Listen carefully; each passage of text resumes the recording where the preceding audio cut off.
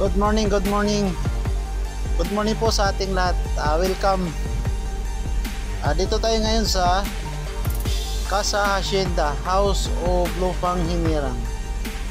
Isa to sa mga historical house. Ayan. Ito to matatagpuan sa Bautista, Pangasinan. Yung bahay na to, dito sinulat ang ating pambansang awit, ang Lupang Hinirang. Isa to sa mga historical house dito sa Bautista, Pangasinan. Tara, pasukin natin yung loob. Ito yung loob. Ito yung pinakaharap niya, pinaka-pintuan papasok. Ito, pagpasok mo rito, yung pinakasala niya. Ayan o.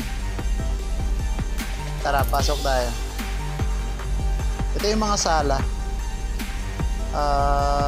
Hindi na siya urig, pero mga lumang upuan pa rin siya. Ayun yung mga talaga sa taas, medyo tuklapan na. Dito lang tayo sa baba kasi bawal umakyat sa taas, medyo delikado na daw doon sa taas, kaya dito na lang tayo sa baba. Yan yung sala nila. Ito naman yung yan.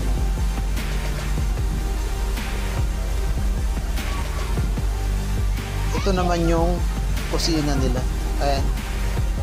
Yung kusina nila, mga sinaunang mga kahoy pa rin, mga gamit nila. Mga lamisa, mga upuan. Ayan. Yung mga gamit dito, hindi na daw orig yan. Ito naman yung daan palabas.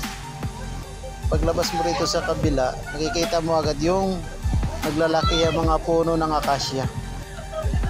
Mga historical na rin itong mga puno na to kasi 100 years.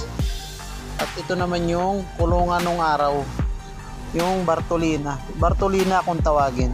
Tingnan mo naman, apakaliit. Kung ikukulong ka dyan, napakaliit nun, ang sikip. At dito naman, ito tayo. Ito naman yung swimming pool nila. Swimming pool nila nung araw. Tingnan mo, maliit lang. Tsaka, sakto lang yung lapad niya, pero yung lalim mababaw lang po siya. Ito yung swimming pool nila nung araw. Panahon pa to ng mga Kastila. Ayan.